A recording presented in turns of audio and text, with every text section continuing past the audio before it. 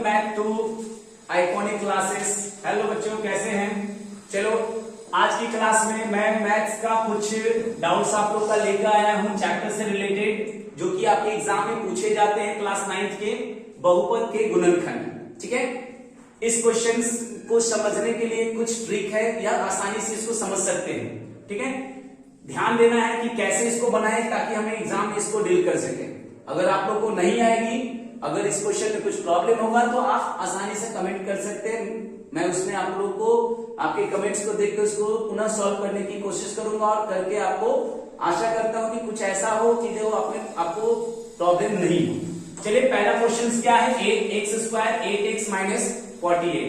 देखिए, ऐसे क्वेश्चंस में क्या होते हैं कि जब लेटर फर्स्ट लेटर में नंबर अगर नहीं आए तो क्या करना पड़ता है, इस वाले नंबर को और इस नंबर वाले नंबर से हम लोग मर्जिंग करते हैं। ठीक है, क्या देखना होता है कि प्लस माइनस करने पर लाना है आपको कितना? 8। कितना लाना है? 8। प्लस या माइनस करके लाना है, प्लस या माइनस करके लाना है आपको 8। ठीक है, जिस नंबर से आप प्लस या माइनस करेंगे उसी नंबर को मल्टीप्लाई करके आना है 48। ठीक है, उसी को मल्टीप्लाई करके कितनी आनी है? 48। तो सोचना पड़ेगा हमें कि 8 कैसे आएगा और सेम नंबर का मल्टीपल 48 कैसे आता है। ठीक है, तो कुछ कंडीशन है, अगर आपको नहीं समझ आए कि कैसे सर ने डील किया तो आपके पास एक इजी ट्रिक है। ठीक है, आप क्या कर लेंगे, 48 का जो नंबर है उसको आप फैक्टर कर लेंगे। जैसे फैक्टर करेंगे तो 24 होगा, 12 होगा, ठीक है, और 2 से करेंगे तो 6 होगा, फिर 2 से करेंगे तो 3 होगा। आपको ध्यान देना है कि आपको लाना भी है प्लस माइनस करके 8 और सेम नंबर का मल्टीपल करके 48 लाना है। ठीक है, तो आप गौर से देखेंगे तो 3 2 जा 6 2 जा 12। अगर हम इस नंबर को लेते हैं 12, ठीक है, और इस 2 को लेते हैं 4, तो आपको क्या दिख रहा है कि 12 से 4 अगर माइनस होगा तो 8 तो आ जाएगा, और 12 से ही 4 को मल्टीप्लाई करेंगे तो 48 भी आ जाएगा। तो अगर आपके माइंड में रहेगा तो आप आसानी से उसको डील कर सकते हैं, नहीं तो नॉर्मल है, आप उस नंबर को फैक्टराइज कर दो, इसको फैक्टर कर देना, गुणनखंड कर देना है। ठीक है, तो क्या पैटर्न बनेगा इसका? x² प्लस, देखिए आपको क्या करना है, 12 से 4 को माइनस करना है, तो 12 लिखेंगे, 12x और माइनस लिख देंगे यहां 4x। देखिए ध्यान से, 12 में से 4 माइनस होगा तो 8 आ जाएगा, और 12 से 4 को मल्टीप्लाई करेंगे तो मेरा क्या आ जाएगा? 48 आ जाएगा। तो माइनस में 48 लिख देंगे। समझ आ गया यहां तक? अब देखिए, इसके बाद क्या करेंगे, हम लोग पेयर बना देंगे, इस 2 नंबर का एक साथ, इस 2 नंबर का एक साथ। तो इसको हम x कॉमन करेंगे तो इसमें से क्या निकलेगा? x प्लस 12 निकलेगा।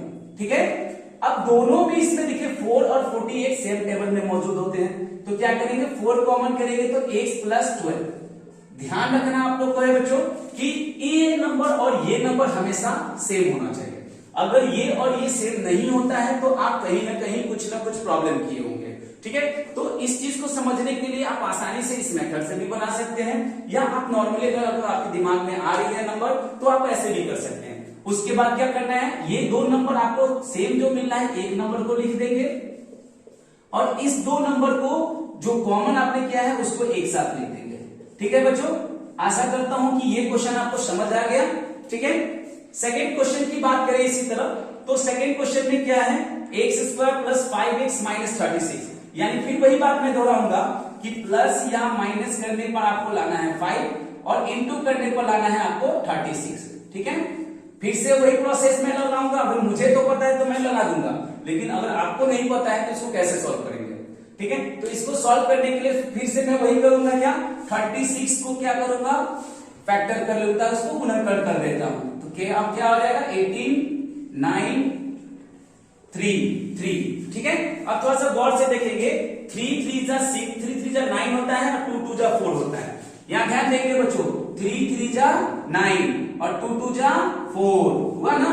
और आपके दिमाग में चल रहा होगा कि सर आपने कहा था कि ये दोनों नंबर को माइनस या प्लस करने पर 5 आना चाहिए और इसी दोनों नंबर को इंटू करने पर 36 भी आना चाहिए। तो आपके दिमाग में बैठ गया ना बच्चों? देखिए क्या बैठ गया बच्चों, अब तो आपके पास मैंने नंबर बता दिया, x² प्लस क्या देना है मैंने बच्चों? 9 देना है। Very good, 9x। उसके बाद कितने माइनस करने हैं बच्चों? 4। Very good 4x। अब थोड़ा देखिए बच्चों, ध्यान लगाइएगा, 9 में से 4 जाएगा तो क्या बचेगा बच्चा? 5 बचेगा। और 9 में 4 से मल्टीप्लाई करेंगे तो क्या आएगा? 36 आएगा। अब आप कहिएगा ना सर मुझे समझ बिल्कुल आ गया आपका ट्रिक, बहुत इजी है सर, अब मैं इस तरह का क्वेश्चन बिल्कुल बना लूंगा। ठीक है, तो ठीक है बच्चों, लास्ट स्टेप में क्या लिखा? 36। आ गया ना बच्चों समझ में? वेरी गुड, आ गया। उम्मीद रखते हैं इस तरह के क्वेश्चन आपको बहुत अच्छे तरीके से समझ आएंगे। अब क्या करेंगे बेटा? इसको कॉमन करेंगे। कैसे? x कॉमन करेंगे तो x प्लस 9 हो जाएगा, हो जाएगा ना। अब इसमें -4 कॉमन कर लेंगे। 4 क्यों कॉमन करेंगे? देखिए बेटा यार 4 9 जा 36 होता है ना। तो जब मैं 4 इसमें से कॉमन करूंगा तो x प्लस 9 आ जाएगा। सर आपने कहा था, देखिए ये दोनों कॉमन मिल गया ना। तो जब ये दोनों कॉमन मिल गया इसका मतलब मैंने बहुत अच्छा से सॉल्व कर लिया, सीख लिया सर। अब आपका मैथ्स इस तरह का कोई क्वेश्चन आएगा तो मैं आसानी से उसको बना लूंगा। तो देखिए जब जो पेयर होता है, सर आपने कहा था ना कि x प्लस 9 एक लिख देना है और x प्लस x माइनस 4 लिख देना है। देखिए तो आ गया ना। सेकेंड क्वेश्चन को भी मैंने बहुत इजी तरीके से सॉल्व किया। उम्मीद रखता हूं आपको ये भी क्वेश्चन समझ आ गया होगा। चलिए अब थर्ड क्वेश्चन की बात कर ले। थर्ड क्वेश्चन बेटा इसी तरह बनेगा, ध्यान रखिएगा। कैसे बनेगा? फिर बड़ी सिंपल सा तरीका है जो मैंने आपको समझाया।